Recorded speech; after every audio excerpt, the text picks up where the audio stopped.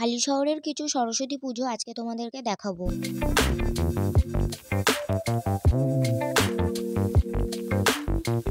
সকলকে জানাই শুভ সরস্বতী পুজো। সকালবেলা ঘুম থেকে উঠে স্নান করে জুঁইতিনিদের বাড়িতে চলে এসেছিলাম অঞ্জলি দিতে। আর স্নান করে আসার সাথে সাথেই জুঁই বলল ঠাকুরমশাই চলে এসেছেন পুজো দিতে, তাই আর সেভাবে রেডিও হতে পারিনি আর কোনো ভিডিওও করতে পারিনি আমার।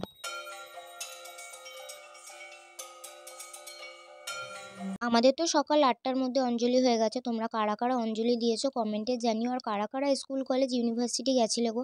আমি তো এবার কোথাওই যাইনি, আমার সেরকম কোনো প্ল্যানও ছিল না। তবে হালিশহরে বেশ কয়েকটা সুন্দর সুন্দর পুজো হয়েছে, সেগুলোই দেখতে গেছিলাম। আর এই হচ্ছে জুঁইদের ঠাকুরটা, দেখো ঠাকুরের মুখটা কতটা মিষ্টি না। আর জায়গাটা এতটা সুন্দর করে সাজিয়েছে। দাদার বাগান তো সবসময়ই আমার খুব পছন্দের। দাদার বাগান থেকে বেশ কয়েকটা ফুলের টব নিয়ে এসে জায়গাটা এতটা সুন্দর করে সাজিয়েছিল দাদারা। আর এখন তো আমাদের অঞ্জলি দেওয়াও হয়ে গেছে, পুজোও হয়ে গেছে। দুপুরবেলায় বৌদি প্রসাদ পাঠিয়েছিল, অনেক প্রসাদ দিয়েছে, ফল প্রসাদ, মিষ্টি, সাথে ছিল খিচুড়ি, তরকারি। দুপুরবেলা এই প্রসাদগুলো খেয়ে আমি একটু শুয়ে পড়েছিলাম। এরপর বিকালবেলা রেডি হয়ে বেরোবো। এটা আমার সরস্বতী পুজোর শাড়ি, তোমাদের তো দেখিয়েছি।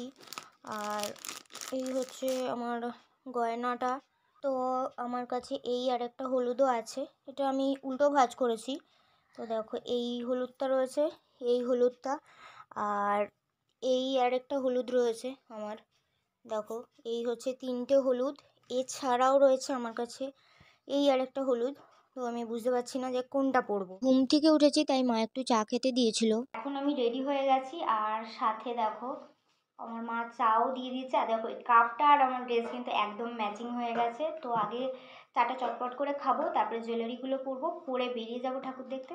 তো চলো আগে চটপট করে চাটা খেয়ে নিই, খেয়ে নিয়ে তারপর তোমাদেরকে ঠাকুরগুলো দেখাচ্ছি। চা খেয়ে বেরিয়ে পড়লাম। আর আজকে আমার সাথে যাচ্ছে তিন্নি আর মা, জুঁই যাচ্ছে না, তাই জুঁইকে খুব মিস করছিলাম। আমাদের আশেপাশে যে পুজোগুলো হচ্ছে সেগুলোই দেখবো, সাথে তোমাদেরকেও দেখাবো। আর এই রাস্তাটা দেখো কি সুন্দর লাইট দিয়ে সাজিয়েছে।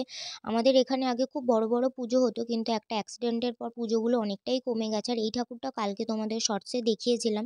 আমার গলাটা খুব ব্যথা করছিল, তাই চাদর গায়ে দিয়ে নিয়েছিলাম। আর এই প্যান্ডেলটা আমার সব থেকে ভালো লেগেছে। আর ঠাকুরটা দেখো কতটা সুন্দর হয়েছে। আর এরপরে আরও কয়েকটা ঠাকুর দেখি আমি। আর এই প্যান্ডেলটা দেখো কি সুন্দর কাপ দিয়ে করেছে।